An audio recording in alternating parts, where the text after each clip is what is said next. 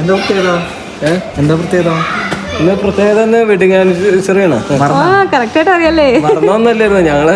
ഞാനങ്ങനെ ഇത് ചെയ്യാറില്ല ആ സമയത്ത്. Happy wedding anniversary. Okay, thank you. ഇതാരാ ഇത് ഗിഫ്റ്റ് ചെയ്തിരിക്കുന്നത്? ആരായിരിക്കും?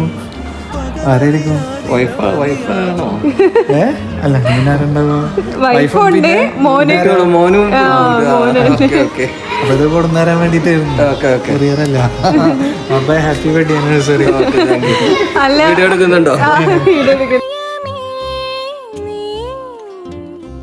ഇഷ്ടായ? വിചാരിച്ചിരുന്നു അങ്ങനെ ഒരു സംഭവം? ഇല്ല, വിചാരിച്ചില്ല. ഇഷ്ടം അങ്ങോട്ടും ഇങ്ങോട്ടും കൊടുക്കാറുണ്ട്. ഞങ്ങള് ഇതുപോലെ ഒരു സർപ്രൈസ്